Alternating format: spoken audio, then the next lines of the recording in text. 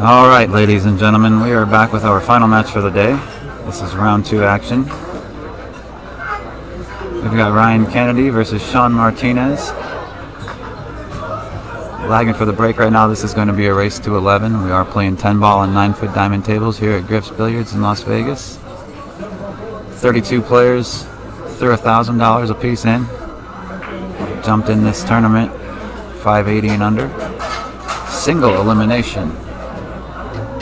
Races to 11, as I said during the main event. Races to 15. One race to 15 in the finals. Excuse me. There's no 3-foul rule. We are playing winner breaks, rack your own, and we are using the Outsville template rack, the AccuRack.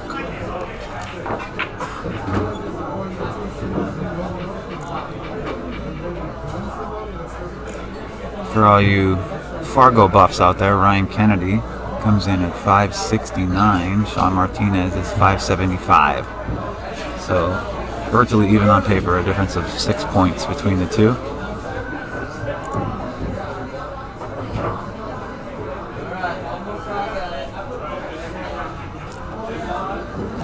Both of these guys are from out of state. Yeah. Yeah, so Sean Martinez, I believe, is from New Mexico, and Ryan Kennedy Hawaii. made the short trip across the pond from Hawaii, which is so cool. I mean, And I just think that's really neat. I'm pretty sure I'd be willing to place a wager that Ryan's brother, good buddy of mine, Travis, I think he's probably watching as well. I just have to figure out how to have this tournament hosted in Hawaii next year, and then Then we all we just can go there. go there. Yeah, I'd be happy. I'd like to volunteer to commentate for that. What's up, guys? Thanks for tuning into the chat. Appreciate you guys. This is going to be the last match of the day, and I'm also going to give you guys a heads up right now, and I'll tell you again a little bit later. In an hour and 15 minutes, the UFC is going to be starting. When the UFC starts, assuming this match is still going on, we have to kill all audio. So we'll still be in the booth, running ads and keeping score for you guys. We just won't be able to commentate. However, every so often I'm going to click my microphone on and I'll give you guys an update as to what's going on around the room, or as far as matches that have already been won, who's still in, who's out. But then I quickly need to turn my mic back off. But we will be here. We will finish the match. But when 7 o'clock rolls around, we do need to disconnect the audio for the evening, and we will resume with the final 8 players tomorrow at 11 a.m. Yeah, so early scratch there from Ryan. Sean's going to be coming to the table with a good opportunity to get on the scoreboard here. Let's see these guys. They just came out of a match. Let's see if we get a little bit higher quality of play, because the last 2 matches were both opening matches for both of those duos. Well, this is, I don't know if either one of them realize it. This is, I believe, a $1,300 match. I'd have to do a saver. $300 saver. The loser of this match leaves with nothing. The winner comes back tomorrow, and they're in the final 8, and they're guaranteed, I believe it's either 12 or 1,300. I want to say it's 13. I can check. Hey, look, we already got a volunteer, 808 Billiards. They're going to host it in Hilo. I've been to Hilo. Good little town there. Got those frogs there that keep you up all night, though. Really? Yeah. I've never been to Hawaii. I forget what they call those frogs. I went there for business. Tough business trip, let me tell you. I seem to remember playing Sean or seeing him like at the Predator booth or the Q-Tech booth during like the BCA and the Worlds. I don't think he's from here. I'd be willing to wager he's okay. Yeah. Because I live here and I don't see him around here unless there's an event going on. But he pulled that one a little bit. Yeah, he did. But for some reason, I seem to remember him being a pretty good shot. So we'll see how the pace of play is with this match. Yeah, we'll see. I was watching Ryan warm up and hit balls, and he just seemed like he was ready for this match. So seemed like a decent player. So let's see what happens. There's a scratch. Uh-oh. Put on the brakes. Speed control. This is no bargain. Yeah, this is tough right out of the gate, huh?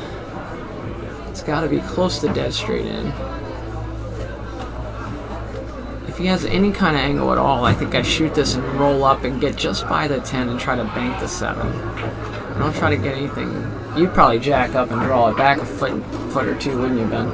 I was thinking about stuffing it in with top left and staying below the 10 on our side of it and shooting the 7 to the upper right. Wow. He just... You know, he did have the clearance of the pocket. It wasn't like being on a rail. Yeah. He had that 3 inches of depth from the pocket where he was able to get under it. But man, he struck that ball good. Yeah, he Pretty did. impressive.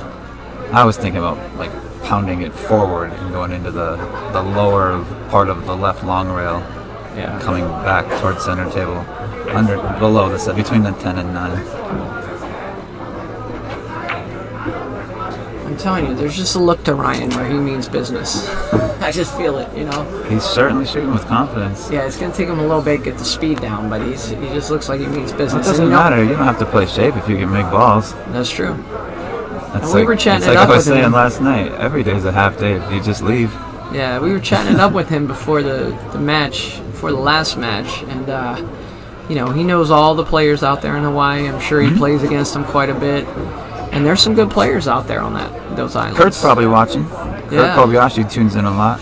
Yeah, Keely Chiburko is a good player out there, and is it Kelly or Keely? I don't know, but I think it's spelled like Keely. And Neil Fujiwara, my good buddy, used to hang out with him in Jacksonville, Florida. Look at that stroke. Look, it's speed, though. It's a speed. Yeah, He's- yeah. He needs to get adjusted to the speed, but he is playing with a lot of it's like he's a little amped up right now, you know? That's all. I would be too. Yeah.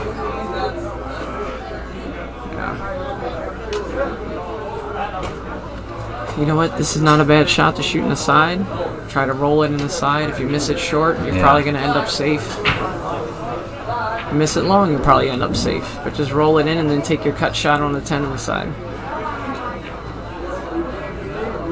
Of course, the way he's been stroking these balls, he might stroke it in and... I fired in with top left Yeah. and end up with position in the opposite side. Overshot it.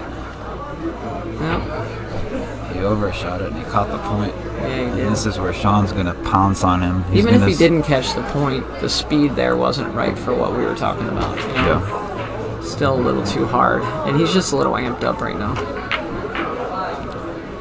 This is the first I've seen Sean play on a big table. Oh, really? He had a good opportunity there to punish Ryan for that missed ball, but he let Ryan off the hook. Ryan's going to take full advantage. Yep.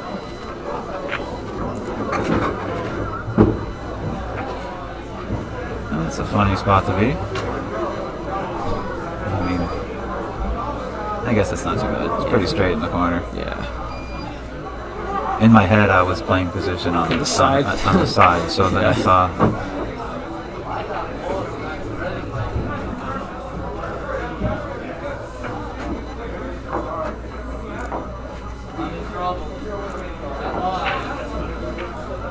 It might be a little tough to see on a smartphone or a tablet. If you're on a TV or a computer, you shouldn't really have any issues seeing the graphic on screen, but that's the tournament we're playing right now. Second annual $1,000 entry 10-ball tournament. 580 and under, played on 9-foot diamond, single elimination. Go big or go home. And so far, half the field has gone home. This particular table here is 4 1/8 inch pockets, so it plays pretty tough. In fact, this is the table, correct me if I'm wrong, Ben, but when the big pros come to town, when the big gambling matches happen, it's usually on this table, right? It's this one or it's the one next to it. Yeah. The one that's just to the left of what you can see. You can't see it on camera, but it's directly above this table. Like, how do I? North. North. North of there. It's up here. It's up by those blue lines. Those two tables are the action ones. This one I would say I would say this one gets more rotation plate on it. This one? Mm-hmm. That's the one pocket tape there? Mm-hmm. Yeah, that's a good break. It's a good break. He's got a good safe opportunity here. The one may pass the 5 and still get in that pocket.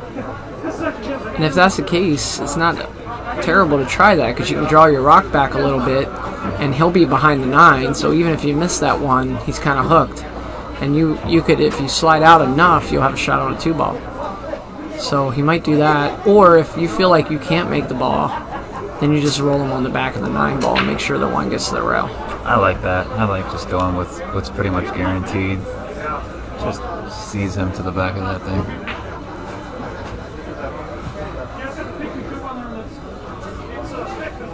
What's going on here? Is that the tip repair guy? Key repair guy? He is a tip repair guy. That's Austin Hill, the self-proclaimed world's best under 600 Fargo rated player. Self-proclaimed. Yeah.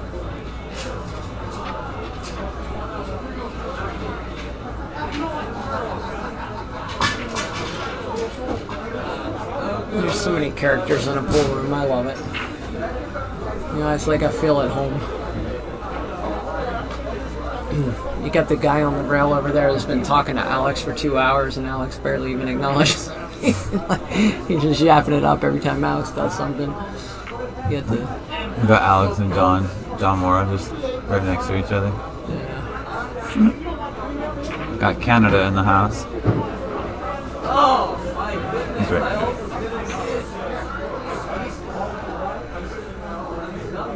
I didn't know it was there. I almost didn't see it.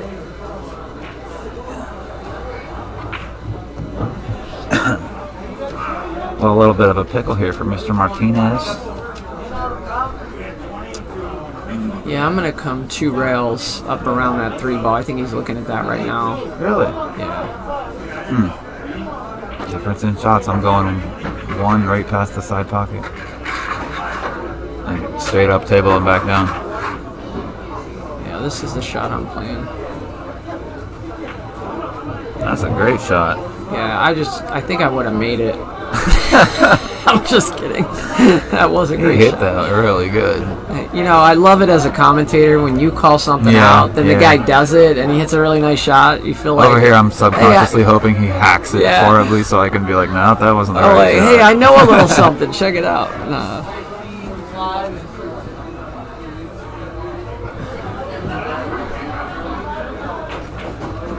Yeah, he left him pretty tough here too. There's not many ways you can hit this ball. If he can shoot toward the orange 5-ball and masse a little to the left, that might be his only chance of really hitting this ball. He's just gonna tie it all up. Keep in mind, there's no 3-foul in this, so that kind of changes things. So I put the cue ball right in the pocket there. Yeah, nah, a little. I kind of put it a little lower on the table and then thin the 1. But see, he's thinning the 1 now, but he's not going to get high enough. He is? Yeah. Oh. No, I don't do that. I think he's playing the 10. It's not a terrible shot. It's not. If he hits the 1 It's thin not enough, a terrible he's not... shot unless you hang the 10 and leave the available bank on the No, I'm gonna make the 10. Or sell it out completely, and now you can make the 1. You know what I mean? Like, I think there was room to shoot your shot, shoot his shot softer, and not leave a shot at all. Just shoot whatever I should say to shoot. Whatever I say is usually right. Just ask me, I'll tell you. Can't argue with that. But look, if Ryan makes this I'm ball wrong every time. If Ryan makes this ball and draws I don't back know if that 12 ball inches, passes. I think it does. I don't know if it is 4 1/8, mind you, to begin with. We need a pocket cam. We do. Where's your Logitech? Where's the guy walking around with the camera to get the actual footage? But I think if he makes this ball and draws back about 12 inches, he's got a legitimate shot at a 210 combo. Whoa. I know, sounds crazy. I think he's stunned this ball forward. Get on the other side of this. Played safe, nice shot. Safe. I don't know. No bounce. Alright, he left a window. I'm allergic to safeties. I get hives and I start itching. Yeah, after that last match, I went over to Steve Lingenfelder and I was like, man, you gotta play some safes. I'm like, if you want to win this thing, you gotta play some safes. You can win a match or two, but... Yeah, Jason struggled. They both struggled. But... Yeah.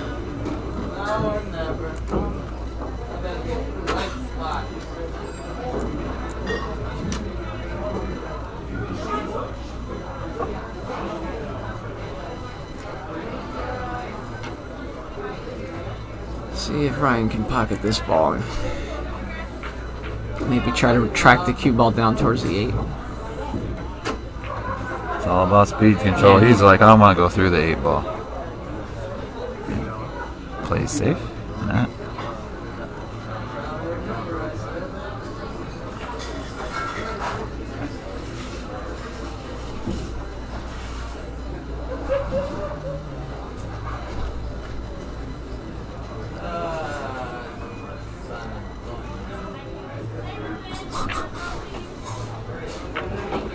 Pretty nice shot if it slows down. Okay. What do you do here? Just hit off the right side of the 2, send the cue ball up. Yeah. Try to get behind the 9. I think you shoot.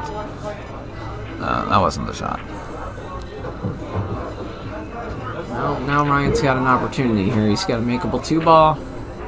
Everything else is out in the clear.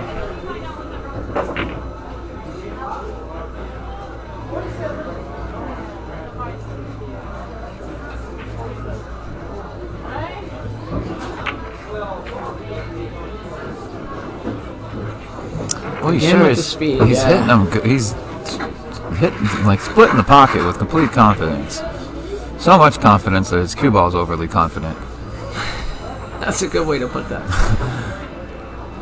His cue ball needs to take a chill. He's making the pockets look like they don't bother him at all. Yeah.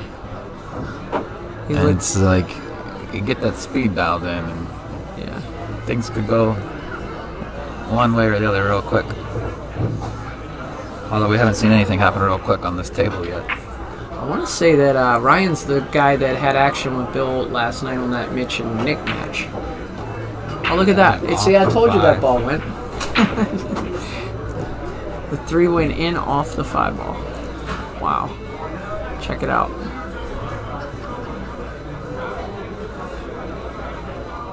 You know, that's not easy to do. That 5 was pretty much frozen. Like, there's only one way that ball goes. And it was exactly like that. I kind of like having this instant replay feature available. Yeah. It's kind of fun to mess with. Yeah, we can check these Fargos for you guys in a second. But I could tell you this. There's a 6-point difference between the 2 of them. They're under 580, right? 575, 569. I believe Sean is 5'6".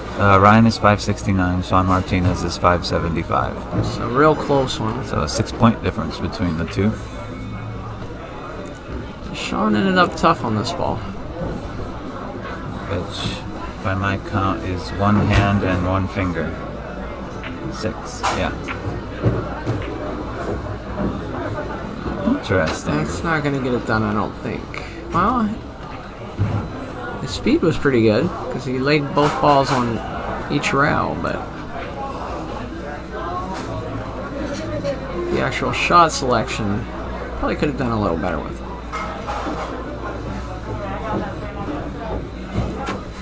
It's a real nice shot for Ryan to kind of bank the 7, cross the 7, kind of kill the cue ball down in that corner by the 10. You can do that with a little inside English.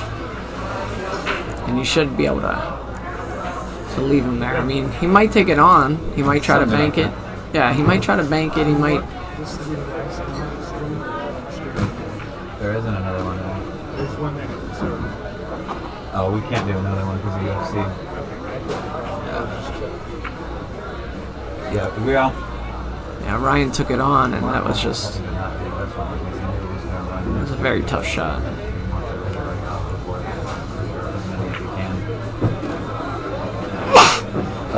Thank you. Don't worry, Ben, I'm not sick. I sneeze twice a day, like clockwork. It's not being sick, don't worry. I was kind of hoping sick Joey Grind would show up. Alright, let's see. Somebody commented, if you can't shoot good, shoot hard. And I think that's what might be the worst advice you can ever get. Just kidding, Michael. Steven and Hugo playing. I did not sign up to be charged.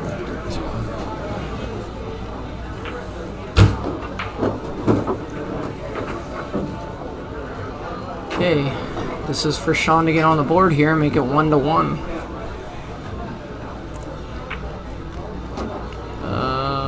Yeah, 1-1. Sean's got like a very compact style.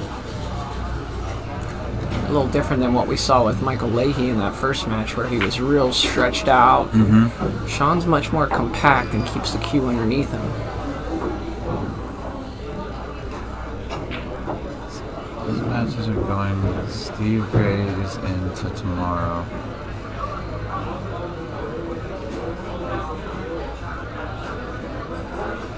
How'd that happen? They played alright? Yeah.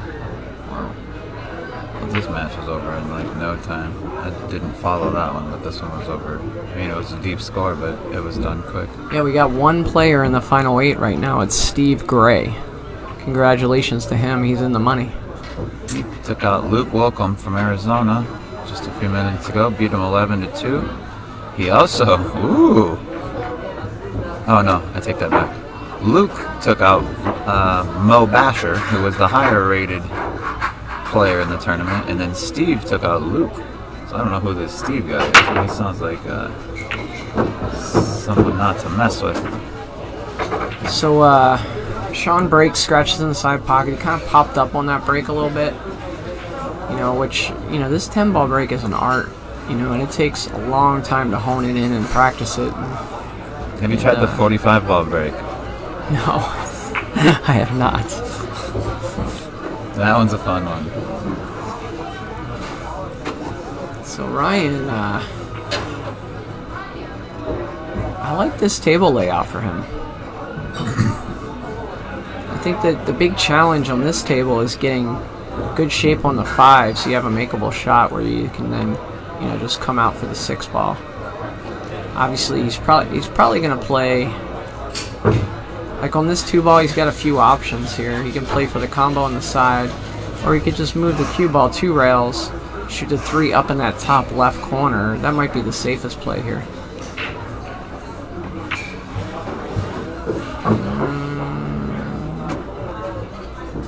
Okay. That might play. I'm a little concerned about this shot for him though, with as hard as he's been hitting the balls. Yeah, I could see him sliding the cue ball way over. But if he could finesse it and just do a little spin push shot here, like doop, then he could slide right over for the 4. Did he get it? Hey, Yeah. It's good now. Yeah. So this is the shot here. Pocket the purple ball, 4-ball, come off the side rail, and try to get right out by the middle of the table. If you get out to the middle of the table, you're fine. Then you make the 5-ball, and you're cooking.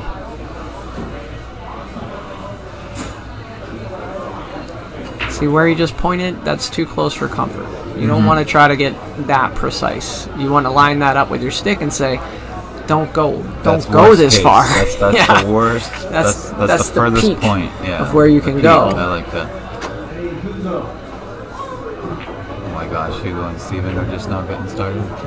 That's a good shot. Very nice. I like this guy's game. Yeah, so now just roll this ball in, make sure you make it, and you have natural shape.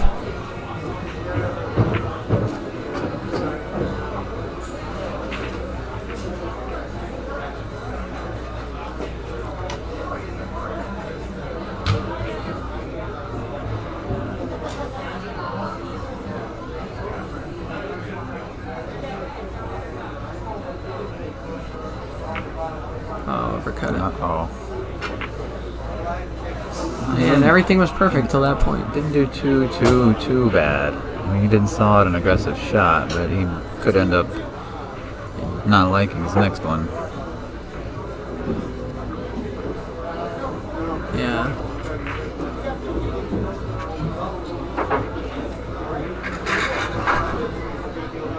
Looks like he's putting it. Okay, so the next Vegas local that's watching on stream. I don't even care if you're in the building. The next Vegas local watching on stream that can guess what Alex Pagulayan is doing. I got a t-shirt for you. I'll give you a hint, he's playing pool. If you can guess what he's doing on the pool table, I will hook you up with the shirt next time I see you in Vegas, or you could come to me. I'm not going to mail anything. This is just, if you're here, or you don't have to be a local, but if you're in Vegas and you can guess what game Alex is playing. So that last shot that Sean took, he just pushed the cue ball right into the 5-ball, and that's just not going to get it done. You know, you gotta think through your safeties, because as you see, he played that safe and then he just got reversed pretty easily. You know, and you know, you just gotta play the game and watch what the pros are doing, watch what they would do in that situation, and they'd find a way to get the balls in a much better position for you, much more advantageous.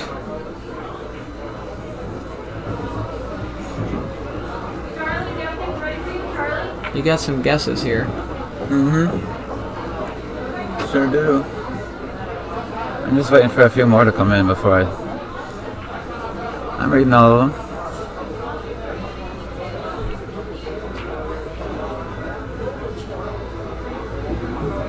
I'll tell you what, he's been at it for maybe 4 or 5 hours over there. He's had his mask on the whole time too. You know, if people... I've heard this said a lot about, you know, the talent of these players, these professional players. But I think that does them a disservice because it doesn't acknowledge their work ethic. You know, for Alex to sit here and do what he's doing for the last 5 hours, I mean, he's putting in practice. Yeah. He's putting in work. I believe this is the second time I've done some sort of giveaway or raffle on a stream, and Mr. Jeff Gray came with the correct answer. He is playing the one pocket ghost. You were pretty close, Danny, with the 15-ball rotation. I actually had to double check before I answered because he happened to shoot the 1 and then shoot the 2. Did he? So I wanted to make sure he wasn't playing full rack rotation before I returned. You should have made sure that, like, the follow-up question is which corner pocket is he shooting in? Oh, yeah. The bottom left or the bottom right for the bonus? He's playing one pocket ghost. He's playing against himself. So if I'm Ryan here, I don't try to get too crazy. I just make the 5-ball and leave myself an opportunity to make the 6-ball, right? A lot of people are going to miss this because they try to do too much. I like what he did there. Just roll it in. Just roll it in. I would have tried to hit the side rail a little more so you could bounce out a little and have a little better shot. But he's like, look, I got a makeable shot, but I want to leave myself a chance to make the next ball, right? So now he has that. Let's see what he does from here.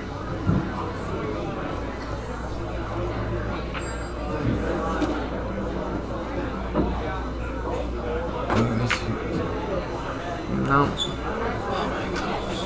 It's not going to get it. These 4 1/8 inch pockets, you cannot come into that side long rail with pace and still expect to make the ball. You got to hit to the pro side of the pocket. Excuse me a second for stuttering. Excuse me for a second, folks. I'll be right back. I'm going to leave you with Joey for just a moment.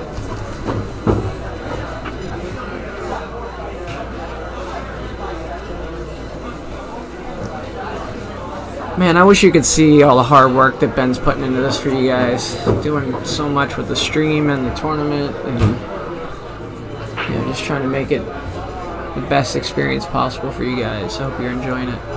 Sean to go up 2-1, and he got it. I think this is going to be a really good match from what I've seen so far. I think, Ryan's been dominating a lot of the action, but then, running into a problem here or there. and Sean's been taking advantage of that, and that's how he got the 2-1. So let me figure out the score situation again. Get you guys updated here.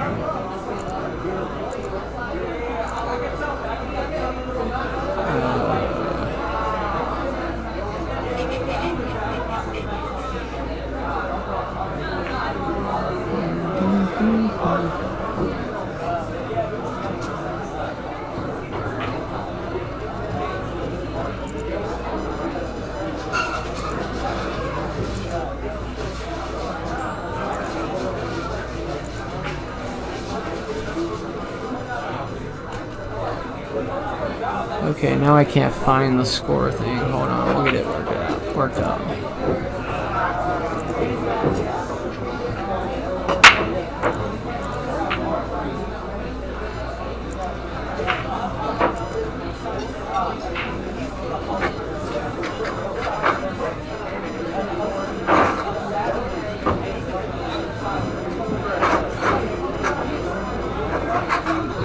Okay, out by the front door, you guys have got a social distance. Nobody can stand next to each other by the front in this area out here. 6 feet away.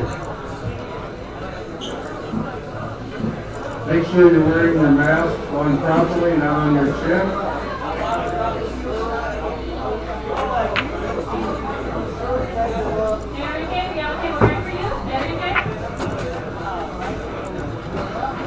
Wow, this is crazy. I don't know how I found this last time, but I didn't find it this time. The actual score, so stand by.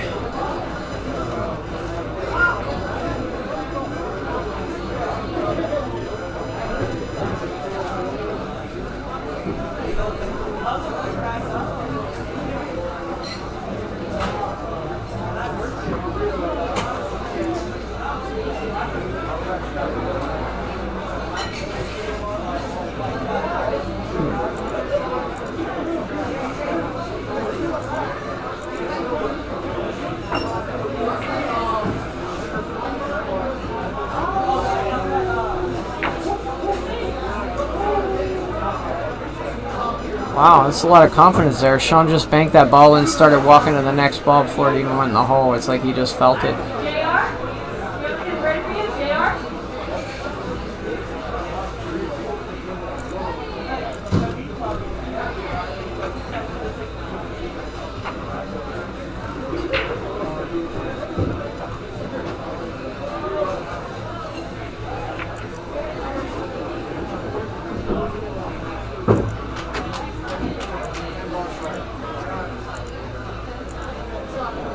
Oh, I found it. You guys are going to be so proud of me. Figured out how to update the score. Okay.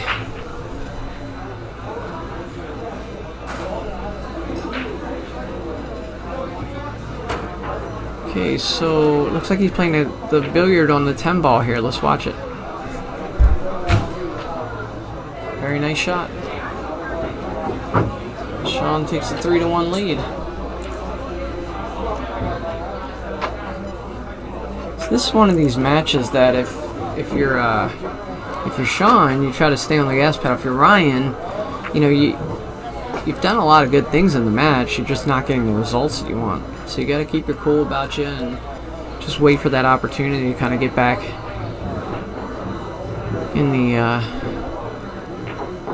the driver's seat here. Because, like I said, Ryan, you know, he's playing with confidence. He's overrunning some position shots. But, let's see.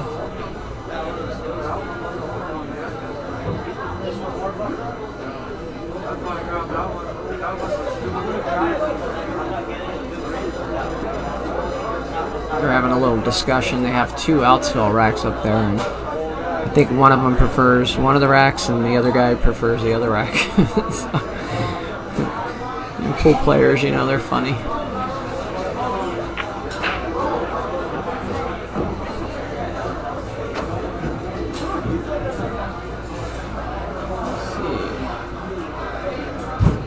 Looks like we have a couple other players that have advanced to the money rounds to the field of 8.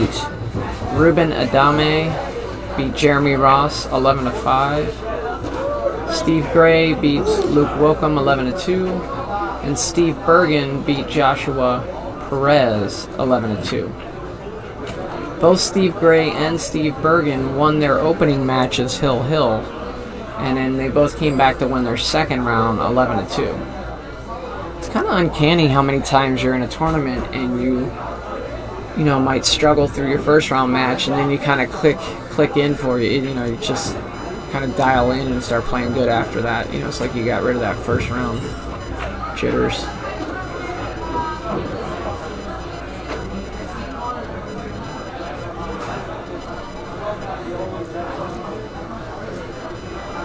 Sean up 3-1 and 2 break.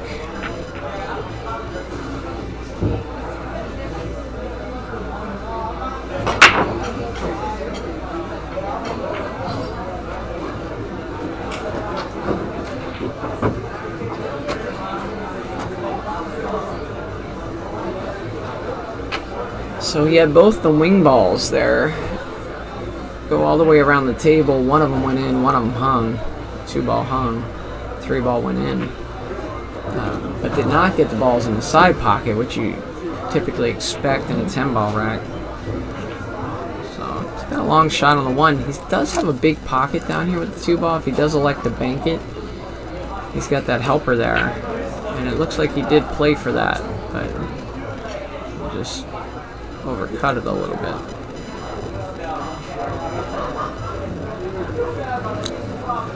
Alright, so let's see what Ryan can do. He's got an opportunity here. He's got a shot on the 1 ball, 2's a hanger in the corner. 4's a little tricky to get shape on. I think that's what you're keying off of right now. You got to get the right position on a 2 to feel comfortable making the 2 and getting shape on that purple 4 ball.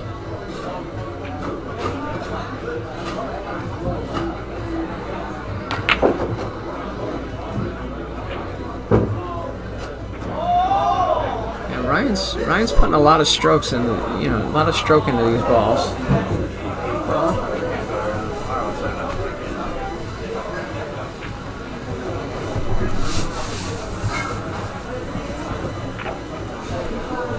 I see you're getting the scorekeeping down. Yeah, I had to look for it, but I figured it out. Oh, I didn't leave it up there, did I? I had to click on the actual... On the window, yeah. I can do stuff. I'll tell you what, there's a free version of this. If you wanted to download it, it's almost identical. There's just more things that I can do with this one, but there's a free version of it if you wanted to download it and mess around with it at your house. Now that I'm doing the podcast, I'm learning so much about software. What are you using? So I either use Zoom or Teams or, Skype or whatever.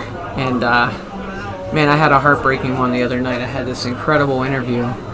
And the first 30 minutes, perfect, and then the video froze. Oh, no. But the material from there is so good. I got to keep it. I can't get rid of it, right? So I found a software that's going to allow me to record my screen, because on my screen, everybody was fine. It's just the recording froze.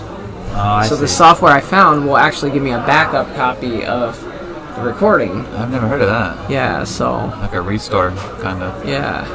That's neat. So that way, even if I'm recording with Zoom, like I was, I have a backup recording of everything.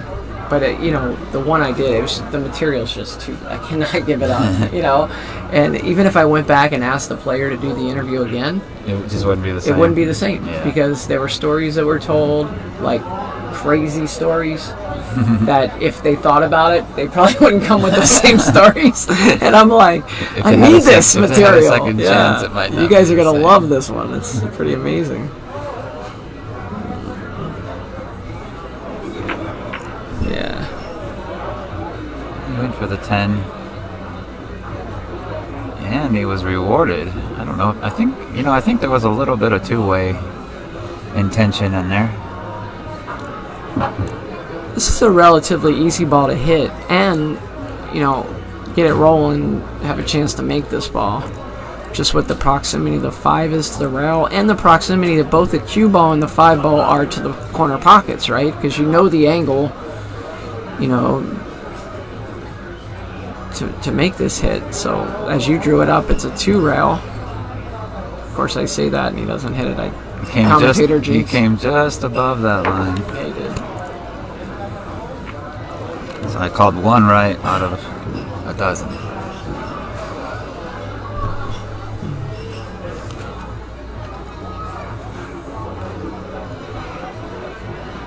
So a good opportunity here for Sean to extend that lead even more. Yeah. I know speed is a tough thing with this table. We've seen speed control be a little bit of an issue for a few players so far. But I think, and this, I guess this can be said about any table, but this type of table, especially when it's a tight, stubborn table, is to me personally. Anyway, I like to try to get as close to my object ball as I can, comfortably close. Don't over risk it, but.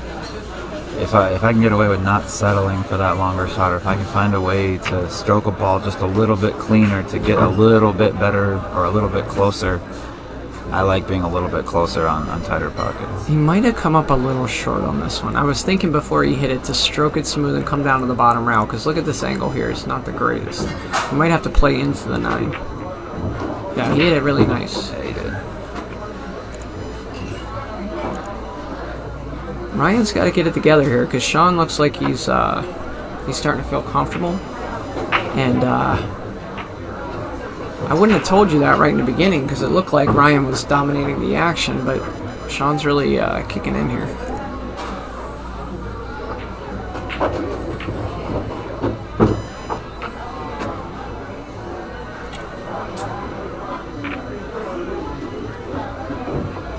And while he's racking, why don't we brag about where we are?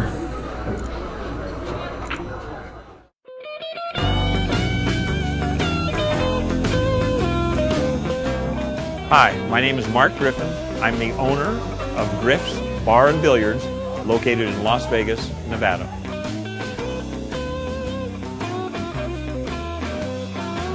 I've known Mark for about 25 years in the industry, and I must say I'm very impressed. The memorabilia he has on the walls, the quality of the tables that he uses, and the equipment that he offers his players is probably second to none. The business was opened up because I wanted to give the game the respect that it's due, and I didn't feel that any of the rooms in Las Vegas provided that.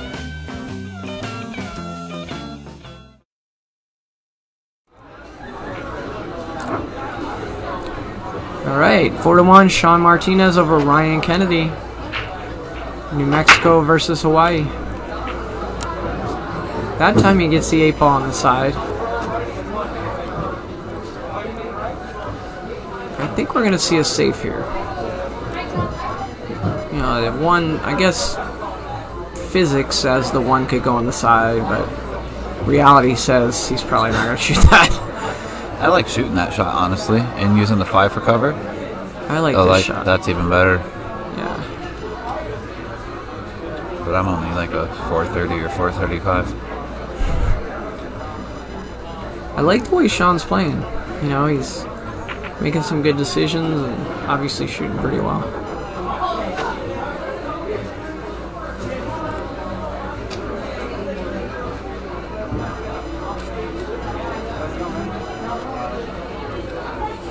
He's going to go 3 rails.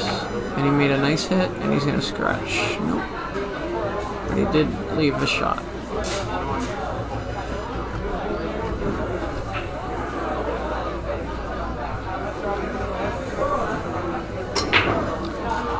I just pulled the chat back up, and so I don't know if I'm reading an old chat or if this is a recent question, but Jeff Gray, you won. Again, this is the second time you've won something on one of my streams, sir, so I appreciate your loyalty, not only that, but I also appreciate your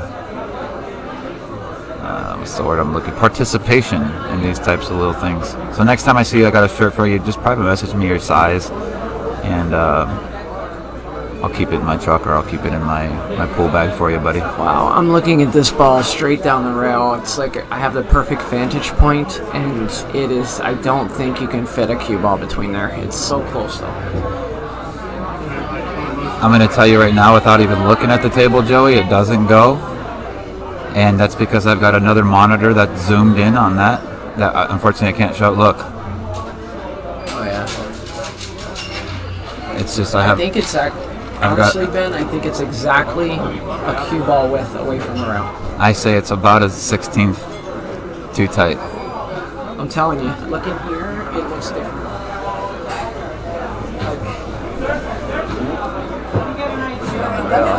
To me, it doesn't look like it goes. And I'm not just saying that because that's what I said here. So I look down the rail, it doesn't look like it goes to me. It's super close. Too bad we can't duplicate it either. Fine, Ben. I'll concede it. Yes, that was Hey, we worth gotta make a $10. side bet. You still owe me $5. I can't. I think I might just pay up the $5. You can know, no. Cut my Like, losses. look, I have a track record here. You can't like walk away with a little that, bit of 6 money. ball? How about- Yeah, it's a big 6 ball. There was no way to get to that. That one is so deep in there. He was never going to get to that with the 6 there. Yeah. So Ben, like, you can't walk away $5 winner. It's either you keep doubling. I can until there's walk something away a significant- $5 loser. Something significant or breaking even. You know. I told you when I lost that 5, I now have to explain to my wife I can't pay rent. It's like, one time I was at Turning Stone playing in the big Turning Stone event, Oh, you're so lucky. and I ended up going 2-0. I lost to Keith McCready in the first round. I was beating him 6-1. I lost 11-7. And then I came back the next day. I stayed up and played poker all night, and I lost the next morning to a guy I could probably give the 7 to. So I was upset. So I just played blackjack and poker the rest of the time. And I'm riding with Mike Davis, and at the end, this is the second half of that story that I told in the podcast. At the end, I'm up $200. Nice shot by Sean. And I said, I can't leave here up $200. I either need to win big or break even. So I put $200 up, and I get a 6 and a 5, and the dealer gets a 6 showing. Oh, you got to double So that. I got to go into my pocket. Oh, we missed that ball. I got to go into my pocket. I get 200 more. I got 400 riding on the hand. Of course, I get an ace for 12. The dealer turns over a 5 for 11. Oh, no. Then turns over another 5 for 16. Then a 6 for 6? 22. Oh, God. Yeah, it was beautiful. And so I kept my $200 up. And I said, I'm not leaving until I lose a hand. But as soon as I lose a hand, I'm out. And I ended up walking away in 15 minutes with $2,800. Wow. Yeah. So you had a nice little hot streak for Oh a yeah, minute there. they're chasing me with buffet tickets and everything. And the reason why Mike didn't talk to me on the ride home is because he wanted to go home, and I was 10 minutes late getting to the lobby.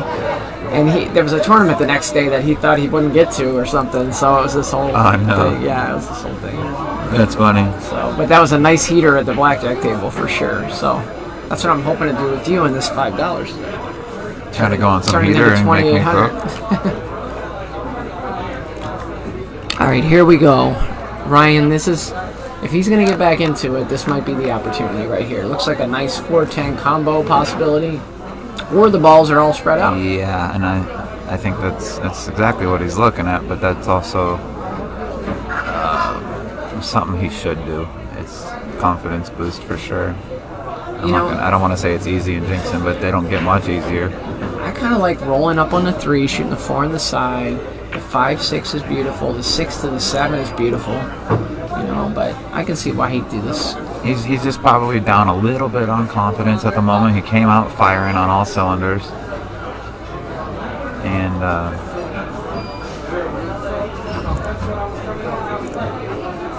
things turned around a little bit. But now he's got an opportunity to get back within 2. Got the lead in half. He didn't quite get there. He's not happy with himself.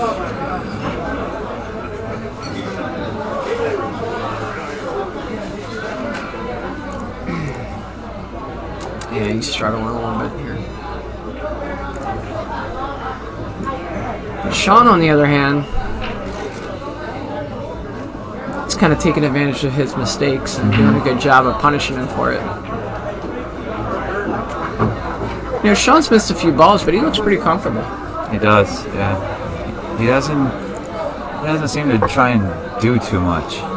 Right. Not fancy, just effective. yeah.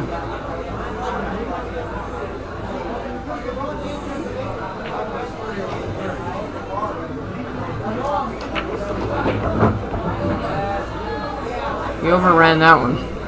Hercules. It's okay though if he just a nice soft stroke, cuts the 7 in and runs like square into the 10. No, he's going to do something else. He's going around. Banking? He was banking out. What in the what? Yeah, I don't understand.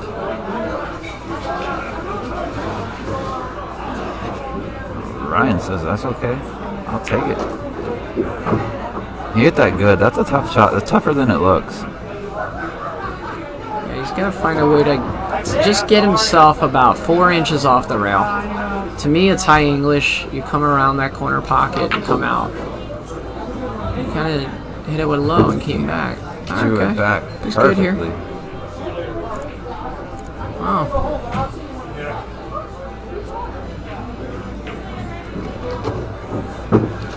Four to So two. Ryan is back in it. We're at 4-2.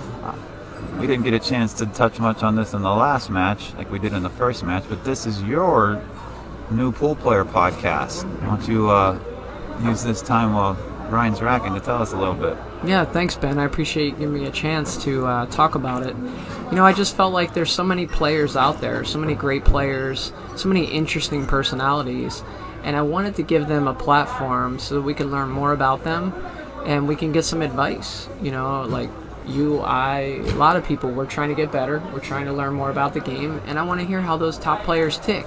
And so I'm interviewing top players each week. I'll be publishing an episode on YouTube. I think every Sunday. I think we're looking at Sunday. So stay tuned for tomorrow. Episode 2 will be out. I'm not telling you who it is yet. But Episode 1, as we just saw in the graphic, was with Mike Davis. I'm not going to lie, I'm not much of a podcast guy. Not really much of my thing, but Joey's my pal and pool's my thing, so I checked it out and I was really glad that I did. As a matter of fact, I paused it, went to go eat, and came back to finish watching it. Generally, I won't do something like that. It was super, super cool. The stories that they were exchanging, kind of Ryan or Joey picking Mike's brain a little bit. thanks, Ben. I appreciate And it. it was really cool to hear some of the stories and to hear kind of where Mike came from. It was his background. You know, I had no idea anything about the guy before, except I knew he was a decent pool player and I knew he was on a Moscone Cup team years back. Yeah. You know, I don't stay super familiar with a lot of the players. So if that's kind of the direction you're going, and that's one of the directions you're going, I should say, I applaud that. That's super cool, and really encourage everyone to check it out. Thanks, man. And tomorrow's episode, you know this person pretty well. I do? Yeah, you do. I do, huh? Yeah, the hope is that you'll learn something new about this person that you know pretty well. So we'll see. Somebody that I know pretty well. Well, that's gotta lead me to believe they're likely from Arizona or Minnesota, and I'm gonna rule out Minnesota. They're from Minnesota. Minnesota. Arizona. And if it's somebody I know really well, and you're It's funny using because me I have. as an example, I've narrowed it down to 2 or 3 off the top of my head. So I've done 6 so far, and there is at least one person from both of those states you mentioned. So that's kind of interesting. Nice shot by Sean. Wow. Jesse from Minnesota, probably. Guess you're referring to Jesse Engel. Good young player That's from Minnesota. That's my guess. And if I'm right, it literally is a guess. You've told me nothing. Nothing. The Arizona one I could probably guess, but I'm afraid if I do, it might spoil it if I'm correct, and I don't want you to. I want to keep your podcast fresh. Yeah, let me know what you think. I'm toying with the idea of should I keep it a surprise each week, or should I preview who's coming out? You know, like what would I think be maybe better? do like a little clip from it, let them know, but maybe just like a little Teaser? sentence or teaser or something. You know, I don't know. You could think of something creative, or keep them waiting. Whatever. I don't like waiting though. You're impatient. The downside of that is if you're gonna podcast somebody that I don't like, and I know it ahead of time, right. I'm just gonna tune that week out probably. Yeah. But it's cool. Even if you don't like them, you're still interested in them. You still want to know their backstories or how they became the person that you don't like. Yeah. You could use Earl as an example. I love Earl. I think he's awesome. But a lot of people can't stand the guy. Yeah. But I think even people that can't stand him would love to watch an interview with somebody that's picking his brain to try and gain some sort of understanding as to why he is the way he is, thinks the way he does, acts the way he does. It's like what people used to say about Howard Stern, right? They listen. The people who like him listen to hear what he's going to say next, and the people who don't like him listen to hear what he's going to say next. You know, this is not ideal here. He did not want to roll that far, and again, pretty much every positional mistake that Ryan has made has been speed. You know, overrunning it. Yeah. He's not. I mean, he's got a good stroke, and he's not in a terrible spot. I mean, he can load up on this and get something on that 5 if he's able to. I don't know if the 5 passes the teal 7 up there, but if it were me, I think I would draw back to the short side of the 5, because even if it doesn't pass the 7, it puts you in a position to play it safe on the back of the 9. Correct. Yeah, I don't think it passes the 7, and you're not going to get position on it for the upper left unless he draws right into the 9 dead perfectly right now. He's going to go into the 6 here. Or no, I don't know what he's doing. Looks like he's going to go into the 6. Yeah. Okay, so this is not that bad. He's got a shot. He can freeze right to the back of that 9. Yeah, he's just got to, I would play this ball as a stop shot, but with left English, right? Yes, sir. So that way you open the 5 ball up, you freeze on the back of the 9, and then a 5 kind of spreads out. You want to be conscious about how you're opening that 5, though. You don't want to make that 5. If you accidentally bank it to the lower right. Yeah. And you don't want to leave it by the side pocket. So I'm gonna probably try to put it down in between the 6 and 10.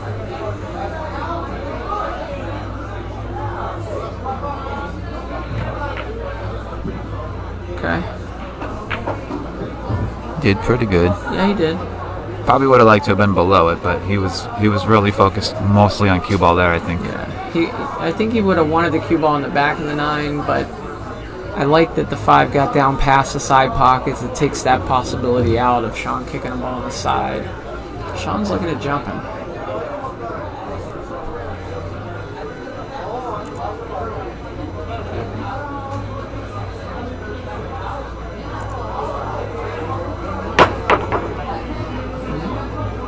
It's a good hit.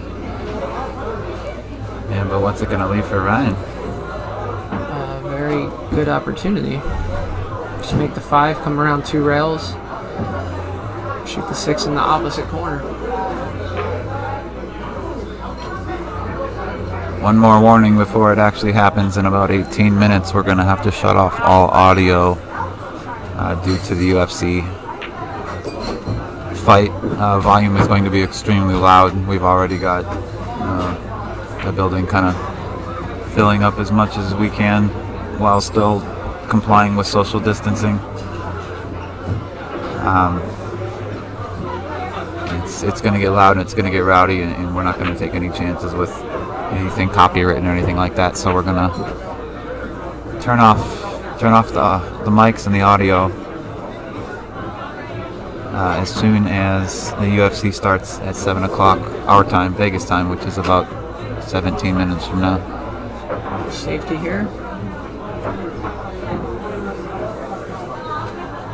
Another half a revolution, and he's frozen on that 10, and it takes away one of the 1 railers.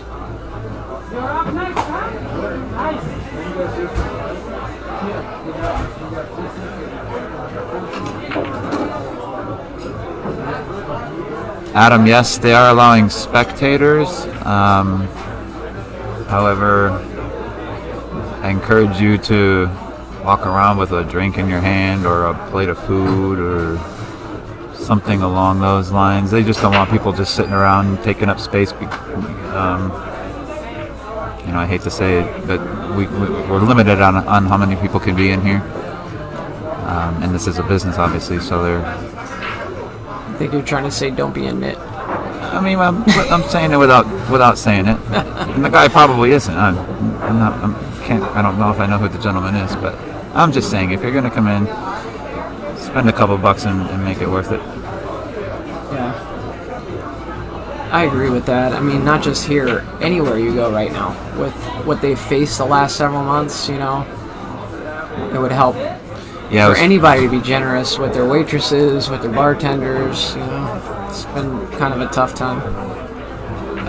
It was funny. It was at the grocery store, Walmart, with my wife yesterday, and our total, it was weird total. It was like $98 or $97 and some change. And my wife paid with 100 because I don't pay for I'm just kidding. But the lady gives her change, and my wife turned around and gave the change right back to the lady, and the lady just said thank you, like it happened all the time. So as we walked away, I looked at my wife and I said, "Did you just tip the lady at Walmart?" And she said, "Yeah." She said, I do that quite a bit." I'm like, "Really?" She said, "Yeah." I was like, and she actually thanked you, like she gets tipped quite a bit. Like it wasn't like a surprise to her or something unexpected. Wow. It's something I hadn't had never seen before. I'm not knocking it at all. I thought that was great of her. She wants to, an extra buck or two isn't going to hurt us, and if it helps somebody else, cool. So my wife is like the opposite of that. Like, she forgets to tip people that she's supposed to tip. Oh. Not because she's mean or anything. She just forgets. And then when we go to the grocery store, you know how everything has a price at the grocery store. Well, she thinks it's negotiable. So she's negotiating with cashiers. She's from Brazil, and so down there they negotiate stuff. So that's just what she does. I don't think we do have it. I'm gonna wait till after he shoots this, but I want to see what happened on that 8-ball shot. Yeah, that was not normally a shot you'd expect him to miss. Wow. Ryan's laughing, and not in a good way. He's just like, just flubbed it, I guess.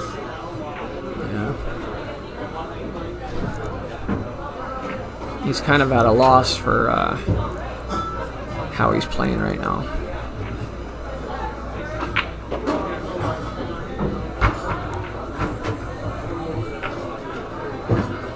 That's a very nice shot. He needs it. Oh, I thought he was gosh. going to hit the point. Oh gosh. Thought he was going to hit the point. It seems like for about the last 45 minutes or so, pool gods have been against him. Yeah. And you know what? He's taking a break, and that's a really good thing right now. He needs a break. And I don't know these guys in their situations, but $1,000 entry fee, and then what's it cost to get here from Hawaii? Oh gosh, exactly. I already know where you're going with that. Yeah, so I mean, it's a lot of pressure. If you're thinking, hey, I'm going to put $2,500 into this tournament and hope to score, and oh, by the way, this is the match where I get $1,300 or zero. Yeah, right. It's kind of a big deal.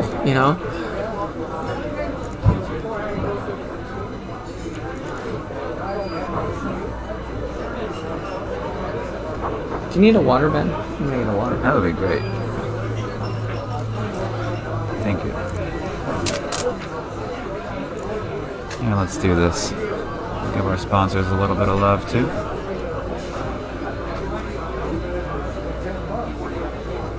Thank you guys so much for tuning in. My name is Ben Sutherland. We're not done for the night yet. Sean Martinez is leading 5-2 in a race to 11. We will stream this match until the end. However, in about 10 minutes, we will be shutting audio off due to the UFC fight. We won't be able to keep that going, unfortunately. The audio. We'll still keep score. We'll still be, running the sponsor graphics and commercials and whatnot. I'll also be able to give you updates on other matches throughout the room as they come in, although we are getting down toward the end of the day.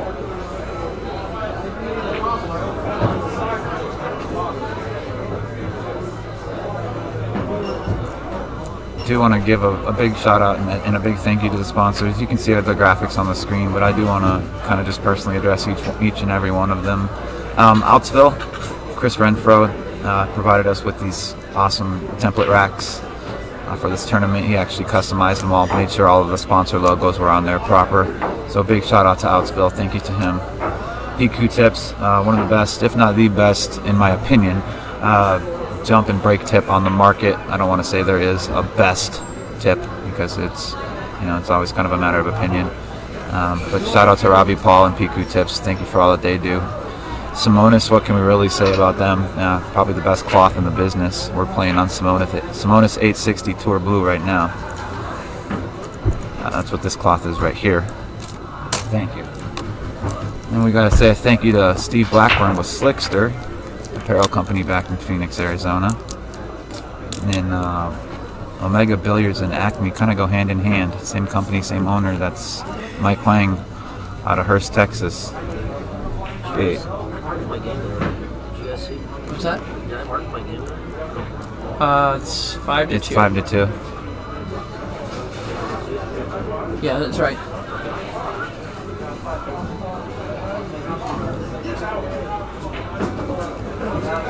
Yeah, so I ran into Ryan up at the bar when I was getting the water, and Ryan Kennedy. Oh yeah. And he just said he's got to find it quick.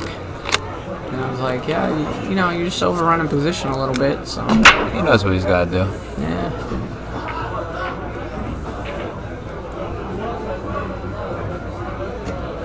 Well, let's see. We did not make anything. Got a good little safe here where you thin the left side of the 1 ball and come back. You might even be able to get him behind this 9 ball. Wouldn't that be cool? A little 2 rails, a little bit of left-hand spin. Maybe even 3 rails and just nestle up to this 9 ball over here. Let's see if he can do this. Okay. He did an easier shot. And just left him behind the 2 ball. It's pretty hittable ball. I think he did take away this long kick with the 6 and the 10 down here. But I think Sean might even be in a position where he can come into this rail with a right-hand spin and maybe even call the 1 in the corner and attempt to make it. Not an easy shot, but... Talking about coming something like this and into it and sending the 1 that way. Yeah, that. Oh, I keep doing that. Is that not the...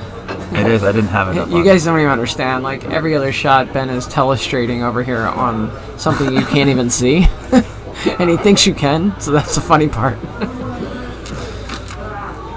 Oh, thank you.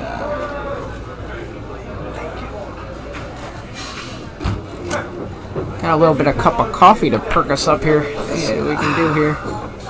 Yeah, I got this. I shouldn't say we got this new software, and I'm having fun playing with it. But I'm not going to claim to be an expert with it yet. But I am having some fun with it. That's for sure. But he's right. I'm over here telestrating to myself. No, Norm. There's no live scoring for the other matches, but I'm assuming that you want to know Steve's score. And Steve's in a match right now. It's 3 to 2, and I don't know who's winning yet, but I'll keep an eye on it and find out for you.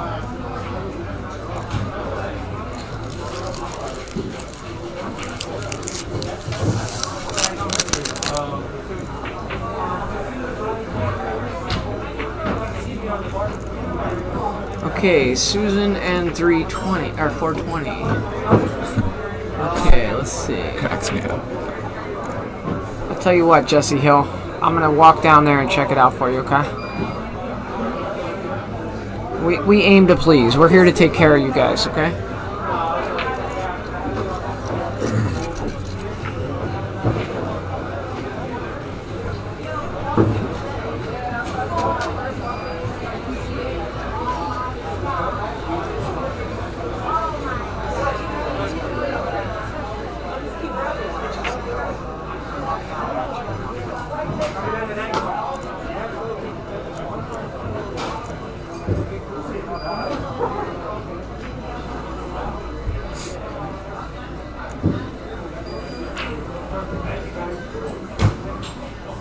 I had to do a double take for a moment.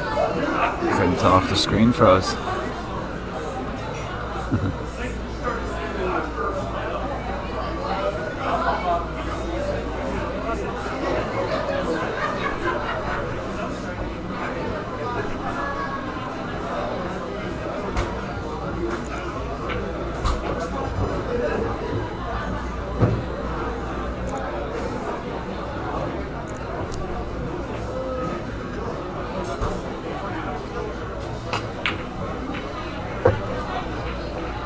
guys, if you're wondering about the payouts, I'm going to go ahead and speak them, not type them at the moment, just because I do have a lot going on and I don't have extra free hands. But I can go ahead and give you the payouts.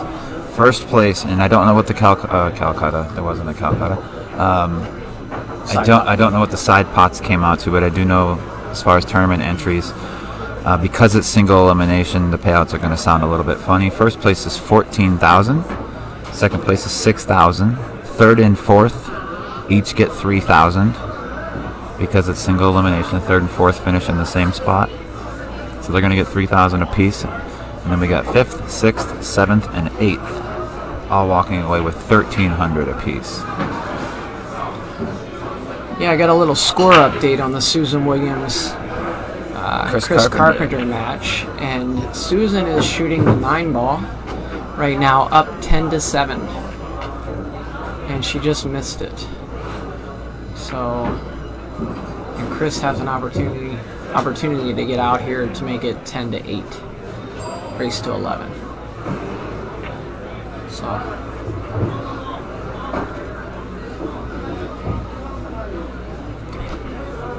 TMFD. Tony Denton and Roy Anderson watching on a big screen. Hope you guys are having a good Saturday. Thanks for hanging out with Joey and I. Yeah, man.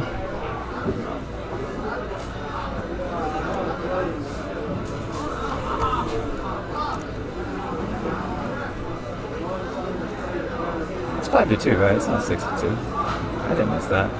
No, 5-2. I know, but the way he asked made me wonder, did we miss it? And I was like, no. No, I think and somebody would have said something in the chat too. All right, Chris Carpenter just won a game, a couple tables down, so that match is 10-8 now. Susan Williams is winning over Chris Carpenter 10-8. Thank you for that post or that comment, Paul Purdy. For those wondering about the payouts, they're now in the chat. All right, here we go, Ryan Kennedy. And thank you to those that have chipped in a couple of bucks through the PayPal. We really appreciate you guys. It's super awesome. Yeah, guys, thanks a lot. We've almost come close to covering Joey's tab. I'm going crazy with the bottle. Oh my gosh! Speaking of going crazy, he's gonna lose his mind. Yeah, he's trying to regroup over here on the other table. Yes, he is. That table just went completely empty. Although there's a lot of money right there between those two guys. Who is that? Zach Ramsey and oh my gosh. In the plaid shorts. Yeah, that is exactly what yeah. Is he a good player? 400. But he's got money. He's a good backer.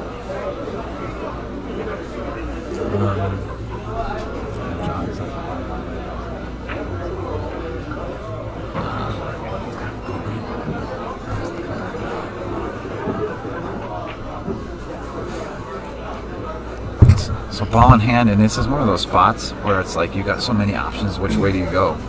Which route do you take? Just don't overthink it. They could be like me and just, don't think. You got on the 50-yard line.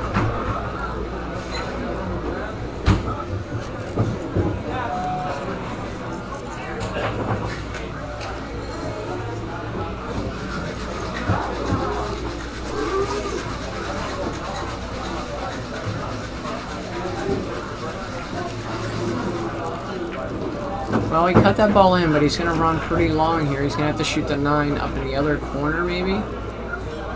Or potentially, I guess he could cross-bank this ball, but that's kind of a do-or-die shot there. I want to say rack 2 or 3. We saw him slice a similar ball like this and cut it in. Yeah. Now he played safe there, but, this safe... Wasn't going to take the chance, but... Not loving it, because still taking 10 a balls chance. right in there. Mm-hmm. Yeah, I think Ben said the payouts a couple times. I think I saw that come up recently. Yeah, Andy, Scroll up. I've verbally said the payouts 3 or 4 times now. They were also just commented about 4 or 5 comments above yours. However, just because I like you so much, First place, 14,000. Second place, 6,000. Third and fourth tie, because it is single elimination, they get 3,000 apiece.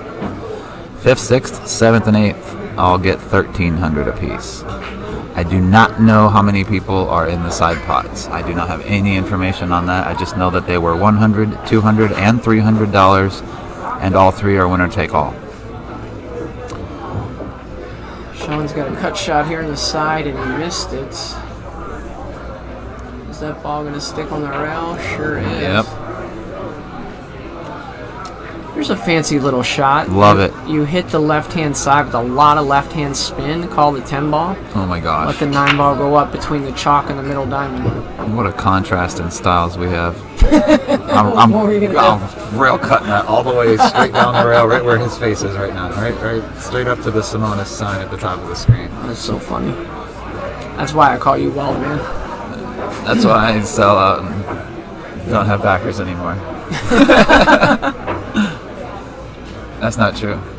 Hi Amber, hope you're doing well. Hard to keep backers. And Steve.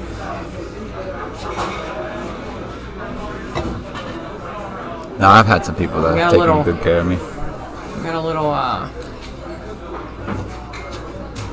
joust. We're gonna have a little joust going. tiki battle here. A little tiki tack, right back at you.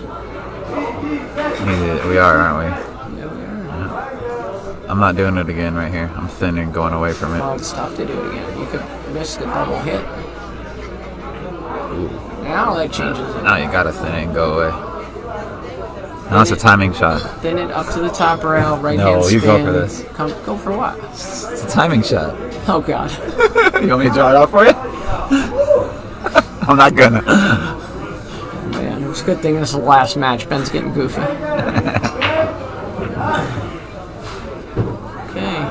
I promise you at least one person out there knows the timing shot I was completely joking about, but it was there. Okay. Ryan to make it 5-3. Looks like Sean conceded. I don't think we have a concession rule in this tournament. Okay, ladies and gentlemen, we have to kill the audio now. It has gone to UFC mode in here. It's getting louder by the second, and I'm getting looked at funny by management. We do need to shut all microphones off. We will stay here and keep the scores updated. However, we won't be able to chat with you guys. We'll have the chat room open, but we won't be able to do anything verbal. So as of right about now, I am going to chop off our microphones. So I'm going to go ahead and say goodnight now, I guess, in case you're not here. We are back at 11 o'clock tomorrow morning with the final 8. We'll be right back here on Griff's Griff's Facebook page. Is it still going to be at 11? So we're starting at 11 tomorrow. Yep, we're bringing 8 back, starting at 11. Yeah.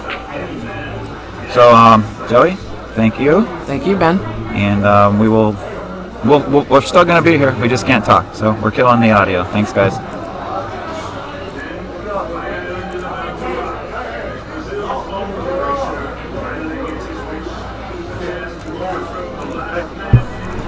Maria, you have a table ready for you? Maria?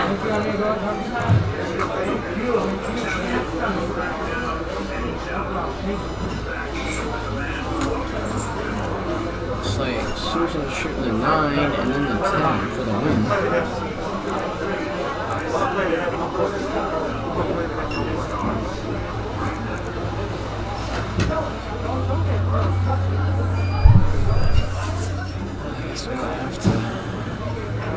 I'm gonna actually. I need to put like a text graphic on the screen that says. I'm just gonna stay on this camera for the rest of the night. I'm gonna put text on here that says audio or. Who's the guy Steve's playing? Hugo? Yeah.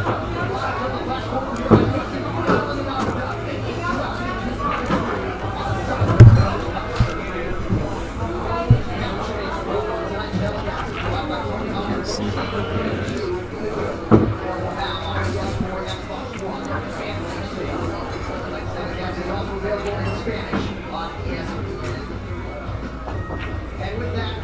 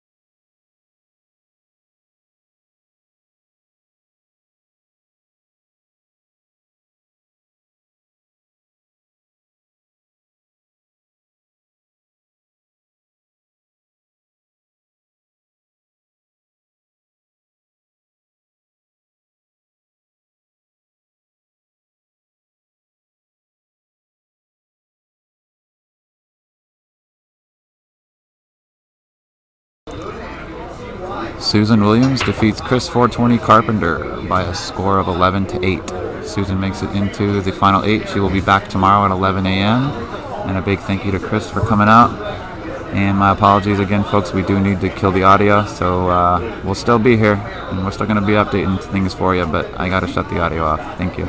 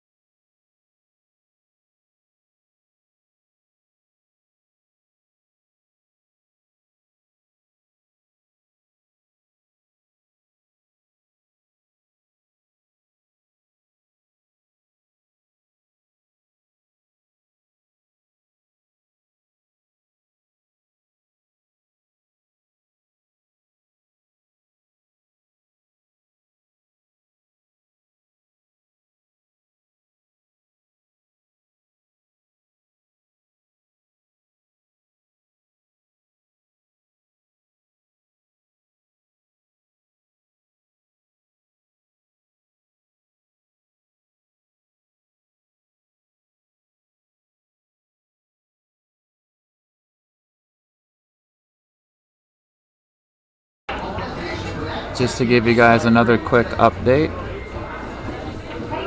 Las Vegas resident Anthony Lactau was defeated by Phoenix contingent Alex Esparza by a score of 11-8. So tomorrow morning at 11 a.m. right here on Griff's Facebook page, we'll be streaming. Couldn't tell you what match yet, but we'll have Susan Williams and Ruben Adame at 11, Alex Esparza and Steve Gray at 11, and the other two 11 a.m. matches are pending matches that are being played at the moment. Steve Bergen will play the winner of the match that you're watching right now, and Anthony Davis will play the winner of Steven Lingefelter and Hugo Villanueva. I'll try to keep you guys updated, and we're going to stay here till this is over. Thanks a lot, guys, and again, I'm sorry that we need to turn the audio off. It's due to the UFC. Hope you guys understand, and again, thank you so much.